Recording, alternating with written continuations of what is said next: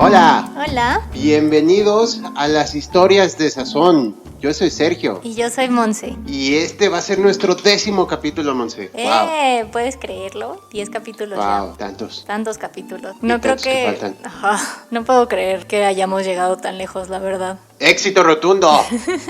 La verdad sí, qué bueno que lo estamos logrando. Muy bien, pues sin más preámbulos hay que comenzar. Tengo la curiosidad. Ok, pues hoy me toca empezar a Platícame, mí. Monse. Sí, hoy me toca empezar a mí y es un tema interesante, la verdad. Bueno, todo empezó porque me estaba preguntando por qué se dice que una persona está salada cuando tiene mala suerte, ¿no? Entonces no, está decidí condimentada. investigar un poco sobre cuál es la relación que tiene la sal con las supersticiones y, spoiler alert, no encontré nada sobre eso.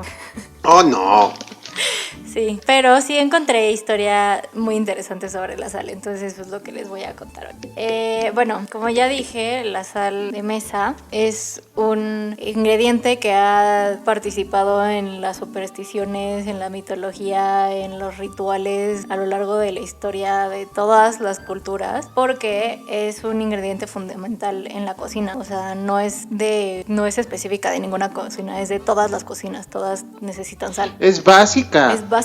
Entonces, su importancia, por lo mismo, a lo largo de la historia ha sido inmensa. Bueno, algunas de las supersticiones que sí encontré muchas supersticiones, pero no encontré el origen de ninguna. Entonces, se los dejo me lo dejo a mí misma de tarea para otro episodio. Pero bueno, algunas supersticiones es tomar un poco de sal y tirarla por encima del hombro cada vez que se tira por error.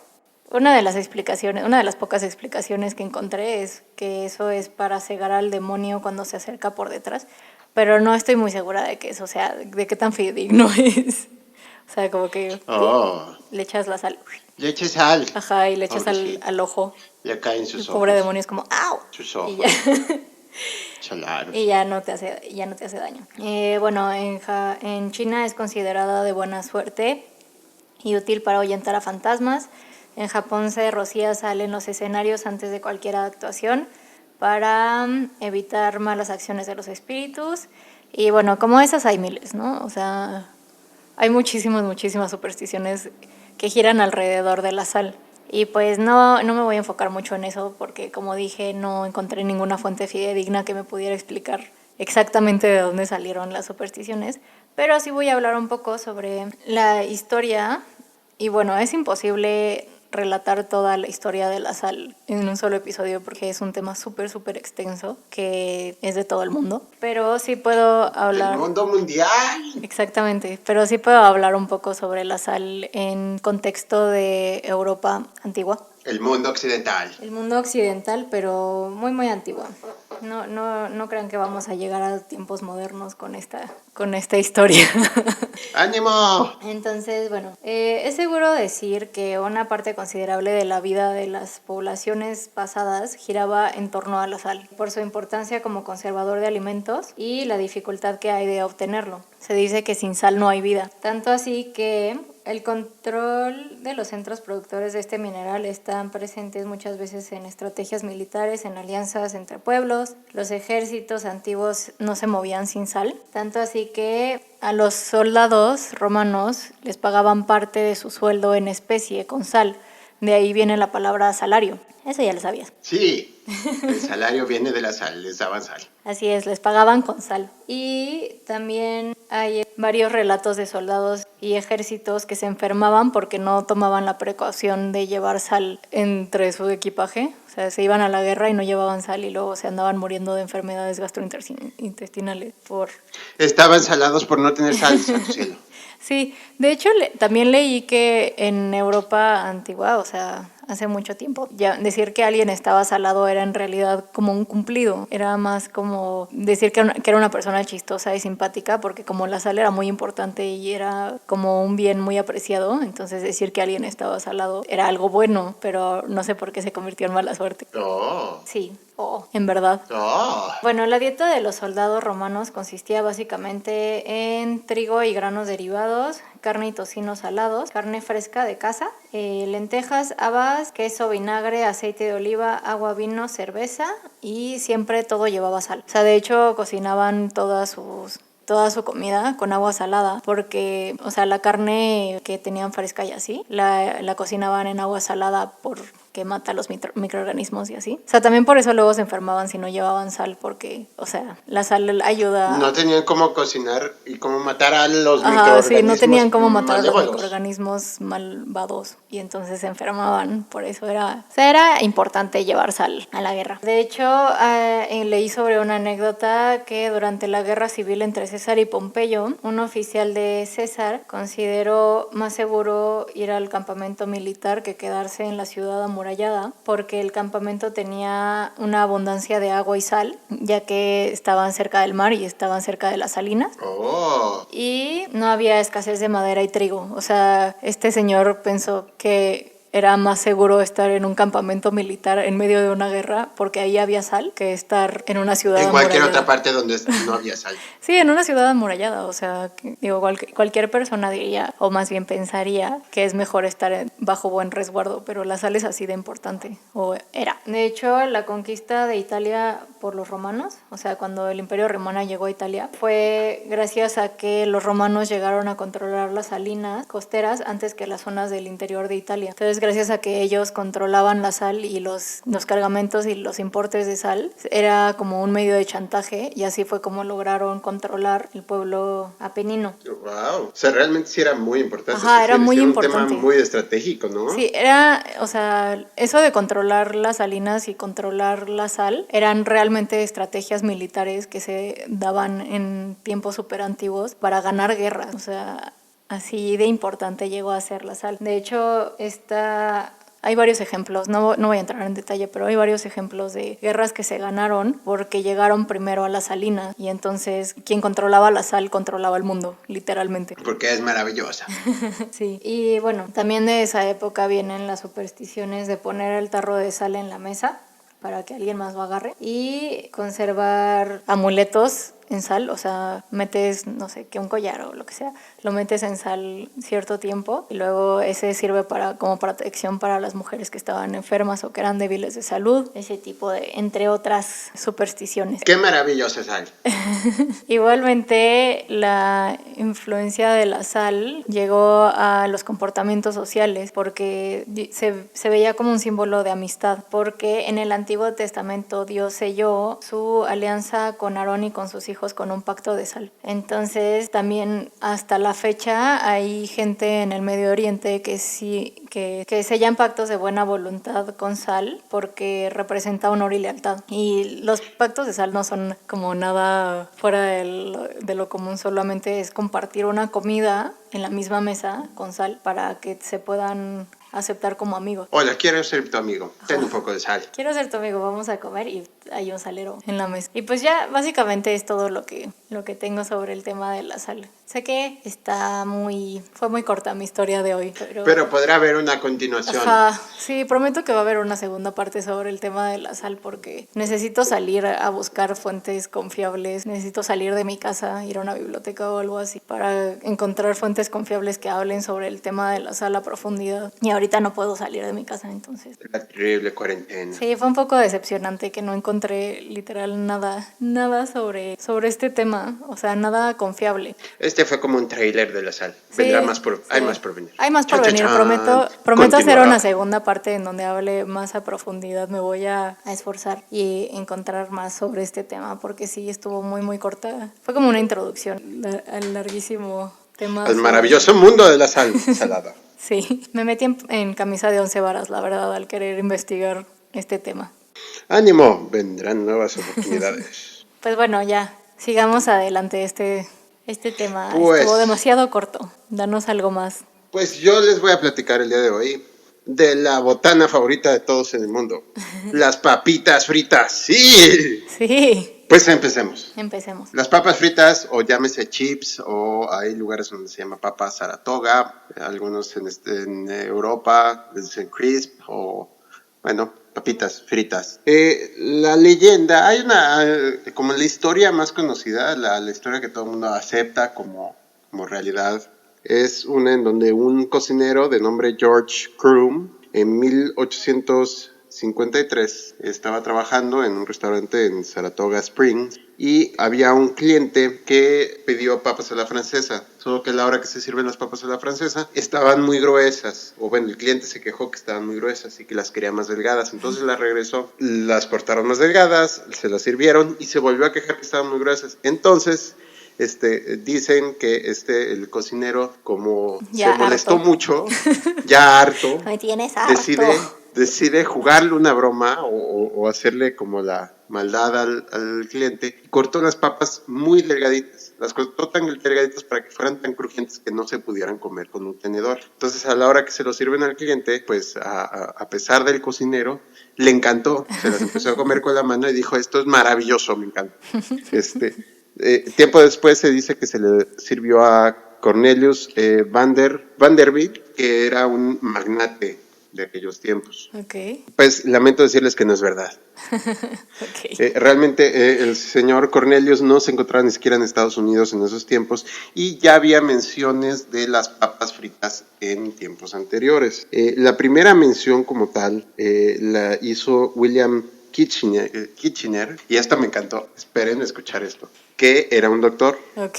Escribió The Cook's Oracle porque decía que la gente se preocupaba más porque le estaban dando de comer a los animales que lo que comían ellos mismos. Entonces escribió como el primer libro de así como de comida saludable, de cómo deberíamos de comer. Ok. Y había una receta de papas, la receta como muy puntual se llamaba papas en rebanadas o virutas fritas, en donde se pelaban y cortaban como pelarías un limón, o sea, muy delgadito. Ajá.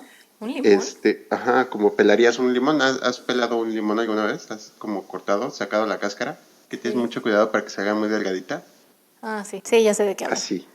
Me lo imaginé como si fuera una naranja, ya sabes. Pero no, ya sé de qué hablas. No, un limón. Eh, Sí, o sea, por eso se me hizo rarísimo. Y dije, ¿cómo? sí, para ser como muy delgadito, muy, muy delgadito. Ok, ok. Entonces, pues era un libro de nutrición. Entonces, las papas fritas se consideraban una comida healthy en la época victoriana. Era así como, oh, ¿quieres estar saludable? Come papas fritas. ¿Estás Sí, a dieta? Comen papas fritas. exacto. Pero, pues bueno, a partir de ahí, digo, este señor, el cocinero George Crumb, sí existió y sí tuvo mucho que ver con las papas fritas. No es que las haya inventado como tal, pero sí las sí ayudó a popularizó. hacerlas popular. Sí, exactamente, sí las popularizó. Cuentan la leyenda que no fue él, sino que fue otra cocinera y que él se robó la receta. Sí, pero es como, no es tan fiable. Realmente en los libros de historia está escrito como que él lo servía en Saratoga Springs, por eso se le conocía como papa Saratoga. Oh. De hecho, se le sigue llamando, por ejemplo, aquí en Monterrey, se le llama papa Saratoga y no está mal dicho, realmente está muy bien dicho. Mira, nunca había escuchado que se les dijera así a Sí, las papas. y Las papitas. tiempo después, digo, salió de trabajar en donde estaba, abrió su propio restaurante y las servía en su restaurante. Ponía unas canastas de papas fritas para que la gente las tomara. Era como la botana, como un complemento que servía en su restaurante y era súper famoso, era súper popular. Ahora todo el mundo se podría estar preguntando, bueno, si tuvo la maravillosa idea y si es tan famoso por sus papas, ¿por qué no hizo una patente o por qué no hizo así como, por qué no capitalizó sobre las papas fritas? Ajá. Pues bueno, este señor no podía hacerlo porque era mitad afroamericano y mitad nativo americano. Ah, no manches, Entonces, qué mala onda. no tenía derecho, o sea, no tenía el derecho de hacer una patente para las papas fritas. Qué mala onda. Odio esto. Nunca lo intentó y afortunadamente, digo, no le hizo falta porque su restaurante aún así le fue muy bien. O sea, realmente era muy famoso por servir estas papas fritas. Pero igual que injusticia, lo odio. Es las injusticias del tiempo, la segregación, la discriminación. Pero, pues bueno, tiempo después, Herman Ley, que si conoces las papas fritas de Estados Unidos, pues conocerás la marca Lay's. Sí, sí, sí. Fue de los primeros en vender papas fritas. Las vendía desde la cajuela de su coche y empezó en el sureste de Estados Unidos. Y parte de lo que ayudó a hacerlas popular, o parte de lo que le ayudó a hacerlas, a venderlas también, es que corrían rumores de que las papas fritas tenían propiedades afrodisíacas. No manches, es neta. Sí, exacto, era así como, ya sabes, tú y yo, unas papas fritas, piénsalo. Sabes de lo que hablo. Sí, de hecho, haré el paréntesis un poco, me meteré tantito en la historia de la papa. No fue la primera vez que se consideraron afrodisíacas. La papa en Europa, en tiempo atrás, también se consideraba afrodisíaca y se consideraba que tenía el poder para curar la lepra. Oh. Entonces sí, ya sabrás, como que era un par de propiedades un poco extrañas, ¿no? Ajá, Por un sí, lado un afrodisíaca, poco, por otro lado cura la lepra, Sí, como en base a qué, sí. Bueno, X. No vamos a Sí, cuestionar está raro, ¿no? los Después hablaré de la procesos papa, mentales. de la papa. Por un momento pensé en hablar de la papa, pero es igual, es tema extremadamente largo. Sí. Me enfoco en las papas fritas. Sí, no, solo un tema extremadamente largo y extremadamente corto al mismo tiempo por episodio, por favor. Exactamente.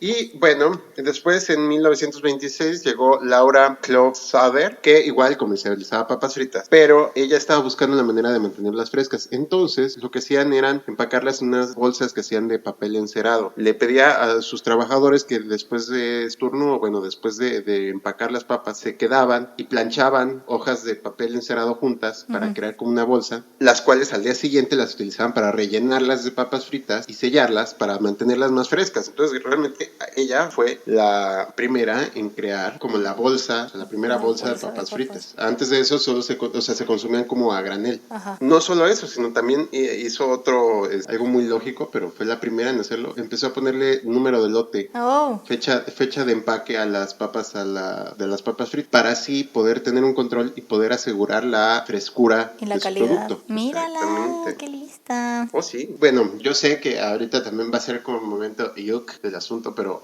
hasta este entonces las papas fritas se hacían con lardo. Okay. O sea, con grasa animal. Sí, guacala. Esto es hasta que un señor de nombre Leonard Japp, en 1927, solo un año después de esta señora, decide empezar a utilizar aceite vegetal. Este señor era un luchador, ¿no? Imagínate, fue como un luchador. Después decide, pues, ¿qué voy a dedicar a qué me voy a dedicar ahora? Pues voy a hacer papas fritas y decide empezar a utilizar aceite vegetal, ¿no? Okay. Y ahora, ¿cómo hizo este señor para hacer tan popular el uso del aceite vegetal? ¿O cómo se extendió a todas partes el uso de aceite vegetal en vez de lardo? Pues bueno, tenía un cliente muy, muy importante que justamente era Al Capone. Oh, mira. Al Capone ya había probado las papas fritas en Nueva York. Después, cuando viene a Chicago, pues conoce a Leonard Japp, pues prueba sus papas que estaban fritas en aceite. Y al Capone le encantaban. Aparte, le gustaba mucho la idea de servirlas en sus speakeasies, es decir, sus bares. Sus barecillos secretos. Escondidos, exacto. Entonces, gracias al Capone, este señor creó todo un emporio de papas fritas porque tenía un súper comprador. Y bueno, tiempo después, con la Segunda Guerra Mundial, como empezó a haber una discriminación hacia todo lo japonés y a los japoneses en general, como este señor se apellidaba Japp, que suena como suena como japonés, se cambió a Jace y bueno, continuó produciéndola. Ya en la Segunda Guerra Mundial se consideraba un producto no esencial, dado por la guerra, pues empezaron a hacer recortes en varias cosas y las papas fritas se consideraban no esenciales, pero como había tantos productores, o sea, era realmente una fuerza, metieron una demanda y ganaron, entonces se convirtió en producto esencial.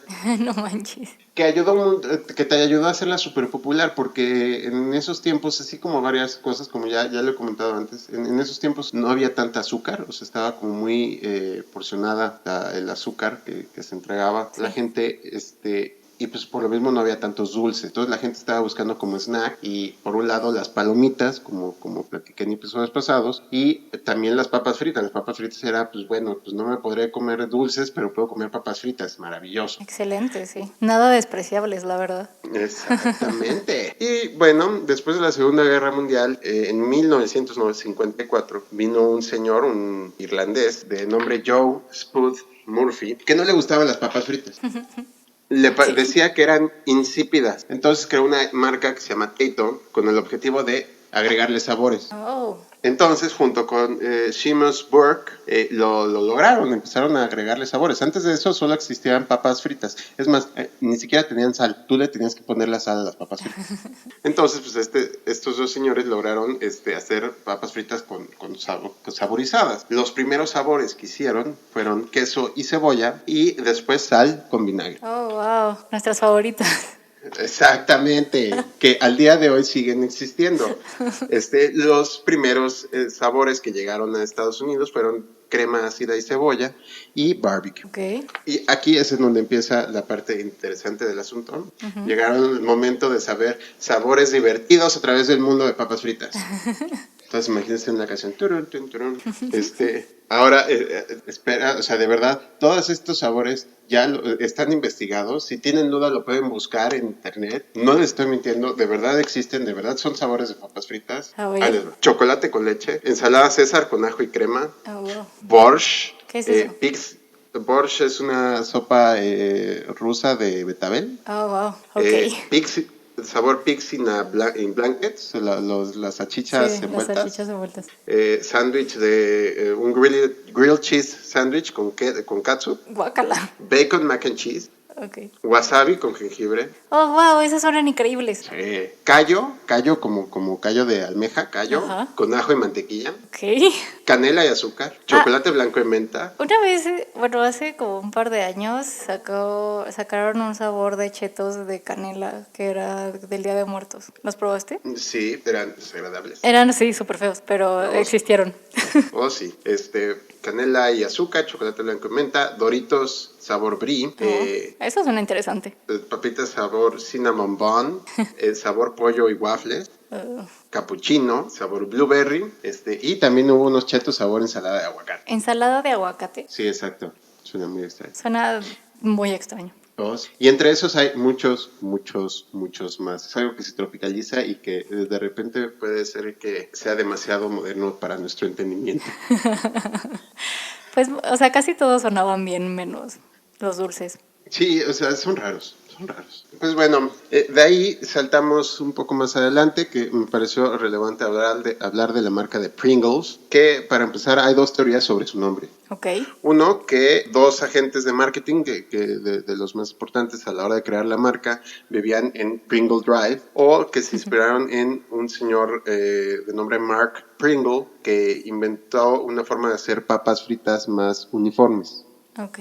Ahora, de acuerdo a la FDA, en 1975 se hizo, o sea, hubo todo un debate, hubo un juicio acerca de eso. Las Pringles no son papas fritas, o no pueden llamarse papas fritas. Porque son ¿Por qué? Por eso, porque de hecho, desde ese año en adelante tienen que estar marcado en el paquete. Si alguna vez tienen la oportunidad en una tienda, tomen un tubo, léanlo, se registra como papas fritas hechas a base de papa deshidratada.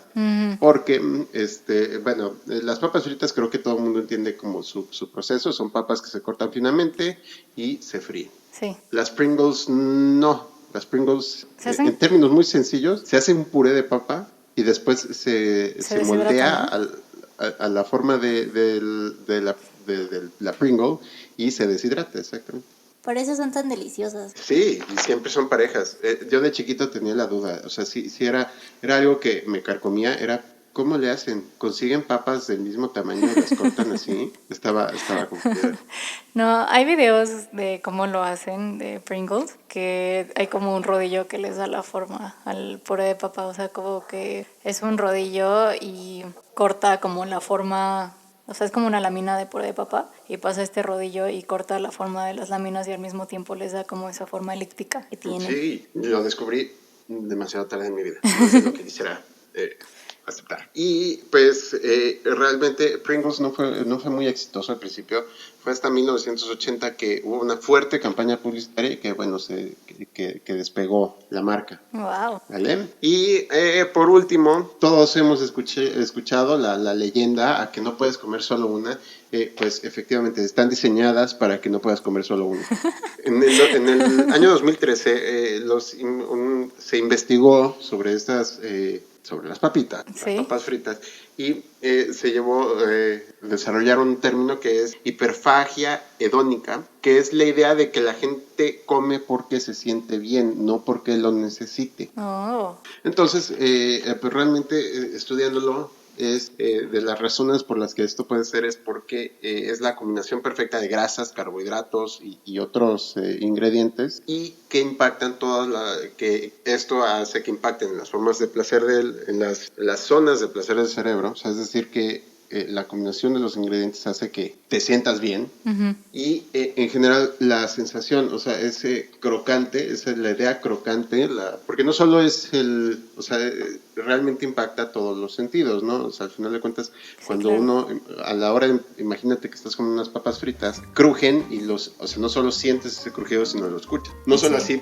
o sea, no solo las papas fritas, inclusive la bolsa suena cuando la agarras. Ajá. Todo esto diseñado para que comas y comas y comas papas fritas. Mira, qué interesante. Sí, son deliciosas. Y así llegamos al fin de esta No historia. manches, tu historia estuvo mucho mejor que la mía. Hubieras empezado tú. Tal vez. Pero estuvo padre, a mí me gustó la historia de la sal. Es como ahora tengo tantas dudas sobre la sal. Yo también. Ahora la voy a respetar. Odio haber quedado con esta sensación de que no rasgué ni siquiera como la superficie de la historia. Siento que la sal tiene muchísimo más que aportar que lo que no le hice justicia, es a lo que voy. Pero ¡ánimo! Habrá más oportunidades en el futuro. sí, me quedo con esa tarea de investigar más a profundidad y encontrar fuentes más confiables, y un día los voy a sorprender con una investigación profunda sobre la sal. Súper profunda de la sal, eso me gusta. Lo estaré Lo a la aliento. expectativa. Pero la historia de las papas estuvo increíble. Sí, estuvo padre, me gustan las papitas. Soy súper fans. Yo también soy muy fan. Pues hemos llegado al final de este capítulo. Hemos llegado al Ha final. sido un placer. Muchas gracias por acompañarnos. Gracias por acompañarnos. Si conocen sabores de papitas extraños, mandan un mensaje porque estoy muy interesado, de verdad estoy impresionado. Sí, yo también. Leo más sabores, está padrísimo. ¿Sale? Un Así placer es. estar con ustedes. Así es, nos vemos la próxima semana. Hasta la próxima. Bye. Bye.